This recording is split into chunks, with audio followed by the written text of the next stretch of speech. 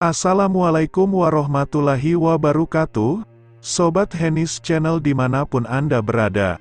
Semoga Sobat Henis Channel semua selalu diberi kesehatan, dipanjangkan umurnya, diampuni semua dosa-dosanya, dilimpahkan rizkinya, dan selamat dunia akhirat. Amin amin ya Allah ya Robbal Alamin. Kisah Romeo Juliet Roro Mendut dan Prono Citro berakhir tragis di ujung keris. Di Pantura Jateng, terdapat cerita rakyat yang populer tentang kesetiaan seorang gadis bernama Roro Mendut. Mereka bagai kisah Romeo dan Juliet. Makam Roro Mendut dan Prono Citro terletak di sebuah kebun warga di Desa Gandu, Berbah, Sleman, Yogyakarta. Sebagai penanda makam dibuat sebuah rumah kecil, yang dalam bahasa Jawa disebut cungkup. Di bangunan cungkup berukuran sekitar 4 kali 5 meter tersebut di dalamnya berisi pusara Roro Mendut dan Prono Citro. Makam Roro Mendut dan Prono Citro ini banyak dikunjungi warga yang ingin mengalap berkah. Hampir setiap hari ada orang yang datang untuk ngalap berkah di makam itu, terutama di malam tertentu seperti malam Jumat Kliwon dan malam Selasa Kliwon. Kebanyakan dari para pengalap berkah yang datang ke makam ini adalah mereka yang berprofesi sebagai pedagang yang ingin bisnis serta dagangannya diberikan kelancaran. Hal ini diyakini, karena semasa hidup, Roro Mendut merupakan seorang pedagang rokok yang sukses, jadi, tuah makam Roro Mendut ini dipercaya sangat membantu mendatangkan berkah pula bagi mereka yang berprofesi sebagai pedagang. Ada syarat erotis yang harus dilakukan setiap peritual sebagai tahap terakhir menyempurnakan serangkaian ritual permohonan di makam ini. Setelah mengelilingi makam, para pengalap berkah diwajibkan melakukan persetubuhan alias melakukan hubungan seksual antara pria dan wanita. Persetubuhan di akhir ritual ini, dimaknakan sebagai simbol penyatuan jiwa dan cinta antara dua insan manusia, seperti halnya cinta Roro Mendut dan Prono Citro yang dibawa sampai mereka berdua mati. Dalam melakukan hubungan badan di makam Roro Mendut tersebut, bisa dilakukan di luar kompleks, atau di dalam cungkup itu, yang penting harus melakukan hubungan badan seperti suami istri. Namun diyakini, agar permohonannya menjadi makbul, persetubuhan yang dilakukan tersebut haruslah hubungan seks antar muhrim. Artinya, hubungan seksual tersebut haruslah hubungan badan antara suami atau istri yang sah, bukan dengan yang lainnya.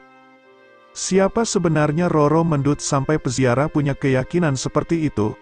Alkisah dulu di Teluk Cikal, Pati, Jawa Tengah, hidup seorang gadis anak nelayan bernama Rara Mendut.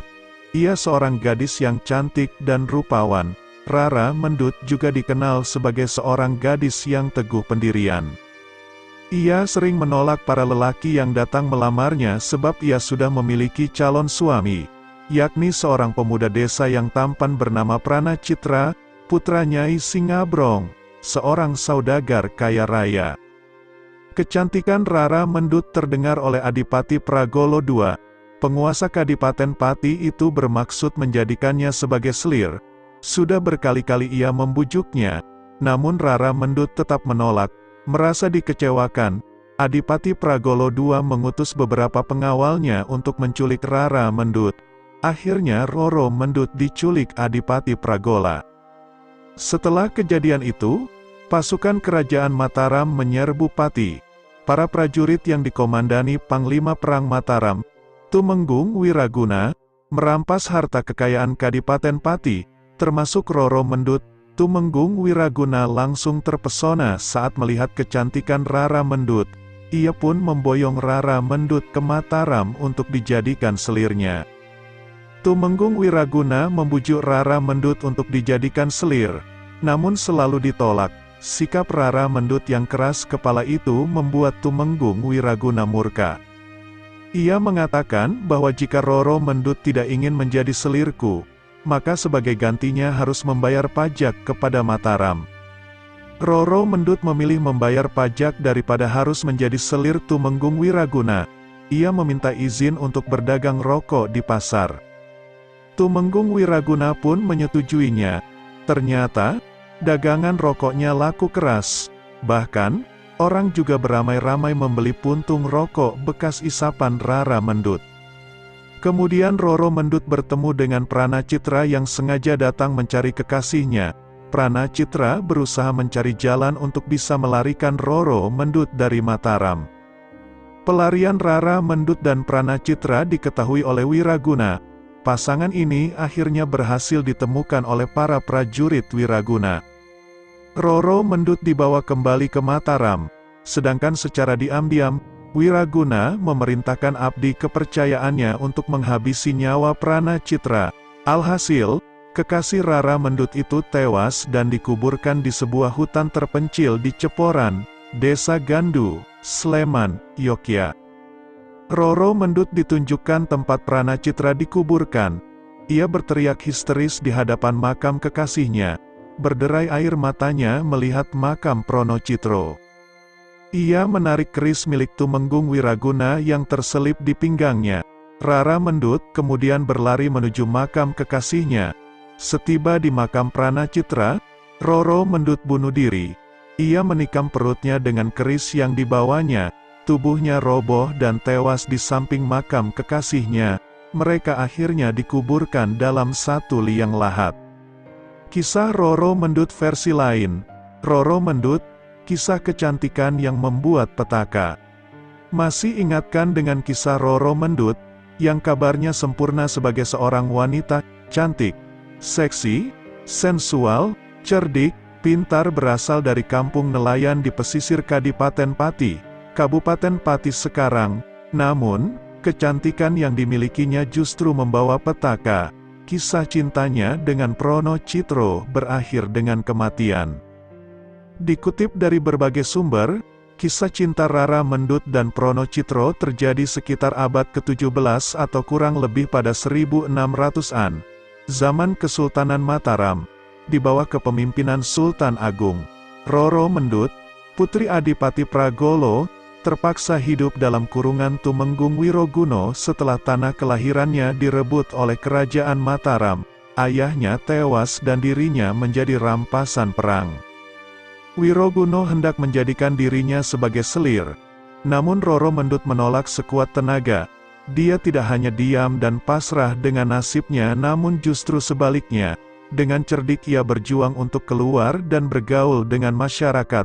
Apalagi, dia punya seorang kekasih yang amat dicintai namanya Prono Citro. Karena Roro Mendut tidak mau menjadi selirnya, Wiroguna pun mewajibkan untuk membayar upeti. Roro Mendut menyanggupi, dan berjualan tembakau di pasar. Dengan wajah rupawan, dia menarik banyak pembeli. Dia menjual rokok yang telah diisapnya dengan harga mahal. Kisah ini menandai, tradisi menghisap tembakau datang dari berbagai kalangan sejak abad 16. Kecantikan Roro Mendut sangat tersohor sehingga banyak rakyat membicarakan dirinya. Hingga kemudian, Prono Citro menyusulnya. Keduanya lalu merencanakan untuk melarikan diri, kembali Pati.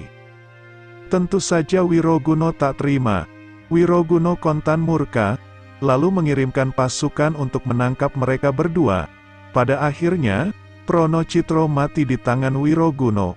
Roro Mendut yang tak terima kematian kekasihnya merampas keris Wiroguna lalu menikam tubuhnya sendiri. Roro Mendut pun tewas menyusul sang kekasih.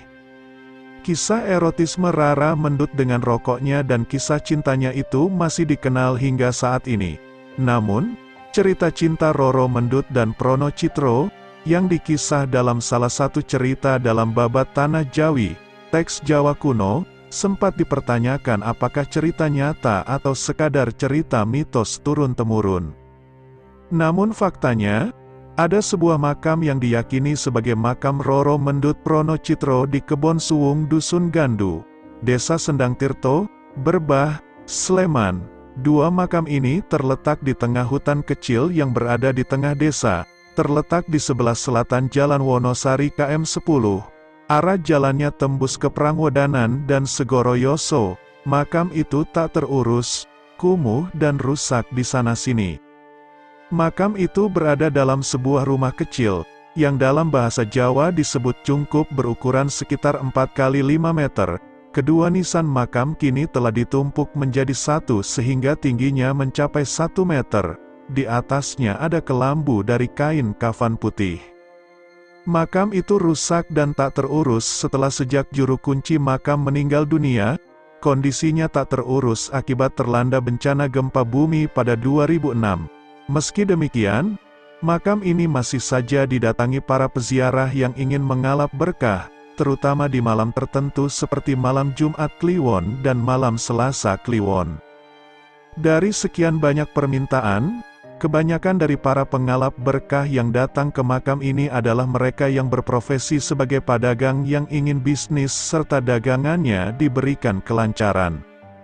Menariknya, konon di era tahun 1970-an bagi yang ingin mengalap berkah atau pesugihan, agar proses ritual sempurna, harus melakukan ritual hubungan seks, dan hubungan itu dilakukan bukan dengan pasangan sahnya.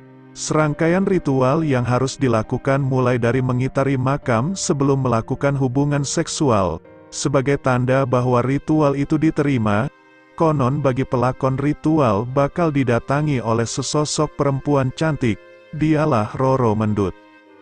Namun seiring berjalan, masyarakat setempat menolak ritual semacam itu. Karena itulah, makam itu dibiarkan telantar agar tak lagi dikeramatkan. Demikian kisah singkat Roro Mendut.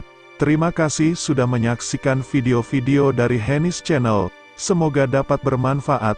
Assalamualaikum warahmatullahi wabarakatuh.